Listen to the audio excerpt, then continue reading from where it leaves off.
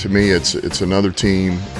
It's another chance. I think anytime you win in this league, you had to do some things right, no matter who you're playing. We come out on top by the end of this game, then we did things right. But if we play good, clean football, I like our odds. Hey, what's going on, fellas? Good morning. At the time of recording this, like 5 minutes ago, it was just broke that Aiden Hutchinson was named the NFC Defensive Player of the Week. Not Defensive Rookie of the Week, but just like Kirby Joseph a couple weeks ago against the Packers, Aiden Hutchinson was named Defensive Player of the Week. Those are two huge accolades and two massive feathers for Brad Holmes to be putting in his draft collateral hat that makes me just have all the more faith in him moving forward with this franchise. And it tells me that we are heading in the right direction. These are also two massive awards for our two budding superstars on defense that were pulled out of this very same draft class. Before we get too far down the road, we need to acknowledge that it is Thanksgiving and that we're playing on a short week. So, injuries will play a part in the Lions' success or lack of success this week against the Bills. I'm not trying to make excuses, but we are a little dinged up. So without any further ado, fellas, let's go ahead and dive into the Week 12 matchup, the Thanksgiving Day special. The Buffalo Bills traveling to host our beloved Detroit Lions. Let's get into it.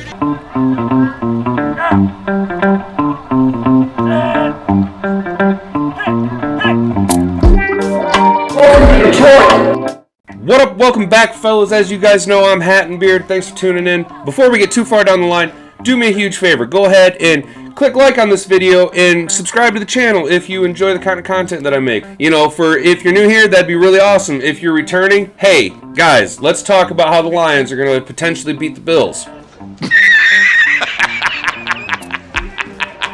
Look, it's pretty much rinse and repeat the same thing over and over again. We're going to have to play sound, fundamentally good football. It really starts up front in both directions.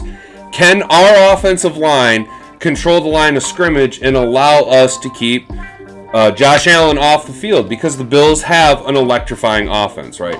The thing we need to remember about this Bills team is that they're an elite team and we're trending in the right direction, right? Like, we're an up-and-comer. So we are really punching outside of our weight class right now. The Bills are built to beat the Chiefs. The Bills have Super Bowl intentions on their mind. And the only opponent that stands in their way of getting to the Super Bowl and potentially winning a Super Bowl is the Kansas City Chiefs. So they have a NASCAR for an offense, and their defense is really good, or at least built to be really good. Injuries have limited some of their production, but they went and they signed Von Miller in the offseason, and Von Miller's a future Hall of Famer, which is going to be a really fun matchup to watch because, as I've said numerous times, I think that Penei Sewell is a future Hall of Famer. Yeah, I know. It's his second year in the league, and that's a hell of a statement to put on a player, but I already think that he's the best right tackle in all of football. And if you really want to delve into it, he's playing out of position, okay? He's a natural left tackle playing at right tackle because we have Taylor Decker, and he's this dominant. The kid's smart, he's strong, he's fast, he's really, really good. He took it to Aaron Donald last year when we played the Rams, and I think he'll be able to have success against Von Miller. I'm not saying he's going to come out and keep Von Miller totally in check, though he does have that ability. Von Miller is a future Hall of Fame defensive end. Von Miller is very, very, very good. I really have always liked Von Miller since he came out of Texas A&M. Penei Sewell will be able to, if Penei Sewell can keep him in check. Now, I'm not saying that he's going to line up on Penei Sewell every single snap, and Taylor Decker will have his hands full. We've seen Taylor Decker periodically not be elite. I'm not saying he struggles, but I would say he's possibly the weakest position that our offensive line has, and that's not a diss on Taylor Decker. Being the best of the top offensive line in football is not a insult.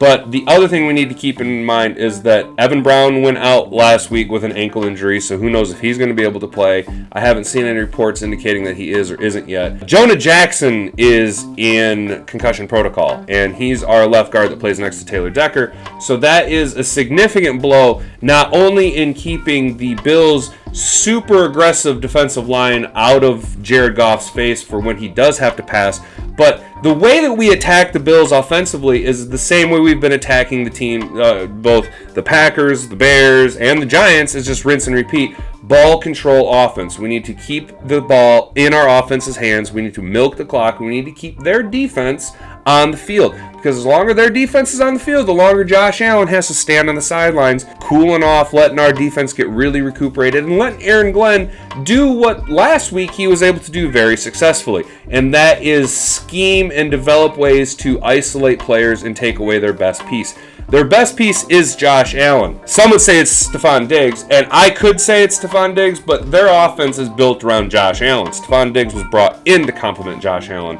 Josh Allen wasn't brought in to make Stephon Diggs. Stephon Diggs is going to have production. Gabe Davis is going to have production. Dawson Knox is going to have production because our defense, what our defense does poorly is what the Bills execute really well against. Josh Allen's a very more mobile quarterback. He's more mobile than Daniel Jones, less mobile than Justin Fields, but he's got the best arm of the three. I've said it before, Josh Allen is a top 3 quarterback in this league. He's elite. But if we can find a way to minimize and take away some of these pieces, focus on Josh Allen having to be one-dimensional. Either isolate him with one wide receiver combo that then we can try and scheme out against, or make him try and beat us with his legs, because our front 7 has played better, at least against Daniel Jones, than we did against Justin Fields. Again, those are 2 different athletes, but still similar skill sets to what Josh Allen brings to the table. We were able to scheme out Saquon Barkley, and I have a strong feeling that Devin Singletary will be essentially a non-factor in the running game, okay? What I think is going to happen is that the Bills are going to, instead of running the ball, they're going to manufacture rushing yards by doing a lot of short passes, because our corners don't match up well against their speedy wide receivers, especially when we take into account that, look, I know Jeff Brokuda isn't the best corner in the league, but Jeff Brokuda has been ascending this year, and it really is a big blow to have Jeff Brokuda not be on the field to try and isolate, Stephon Diggs, see how well he matches up. And I mean, you've seen what he did against Justin Jefferson when we played the Vikings early on in the season. He was able to completely eliminate Justin Jefferson from the ball game. Not having Jeff Brokuda means that we're going to have to rely on Jerry Jacobs and, unfortunately, Will Harris. And even more unfortunately, Amani Oruwariye, who is, you're like, I'm to the point with Amani 2-4 where it's like, why even have him on the field? Give Chase Lucas a crack at it. Like, why not, dude?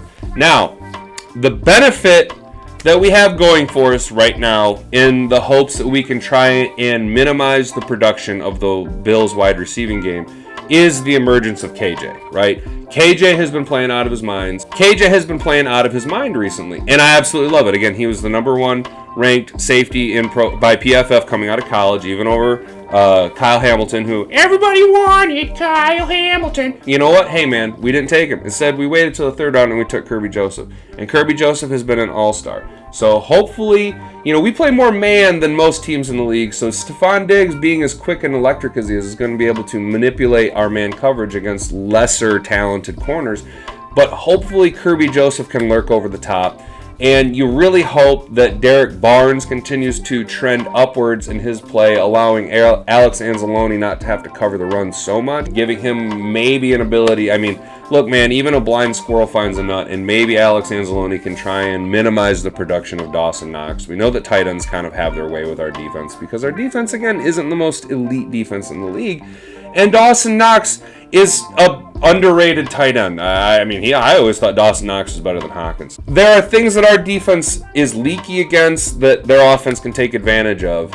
And what this game is really going to boil down to is ball control and coaching. Our coaching staff is not as seasoned as the Bills' coaching staff. They have more success, they have more wins, more playoff appearances. They've been doing it a little bit longer. Our coaching staff is that underdog. This is a real David and Goliath fight on Thanksgiving. Everything right now is trending in the direction of, why not bet on the underdog? Why not let the underdog come in and hold down the fort on Thanksgiving? Look, man, Ford Field's going to be rocking, dude. It's going to be a freaking madhouse, dude. I bet it's going to be sold out. This is a huge game. We're on a 3-game winning streak, and we're bringing in one of the elite teams in the NFL.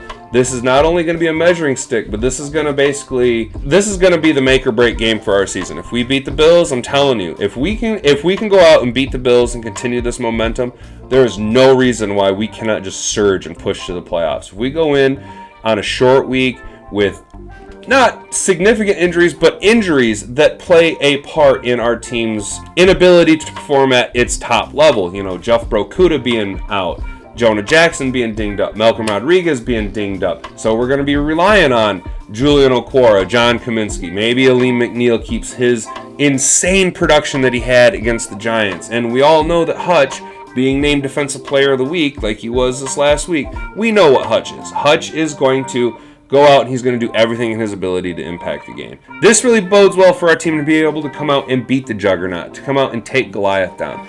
And I don't want us to get into a track meet. And I think that it will come down to the fourth quarter, and I think the Bills will try and go, NASCAR style. And they're going to try and put up points. And I just hope that our team has done enough physical play. We've slowed them down enough that even if it does go into track race mode, we are able to contend and hang with it. The over-under is like 53 points right now, and I think the game's going to go way over.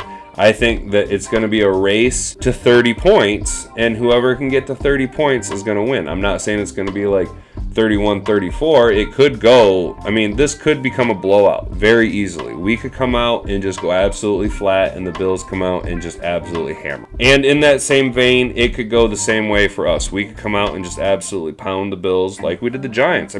We manhandled the Giants for 4 straight quarters. All I'm saying is that the narrative right now is trending for us to come out and get the upset, pull off the upset. Broken down, bruised, beaten, and battered. Short week, young team, inexperienced coaching staff. We're here to bite off kneecaps, fellas.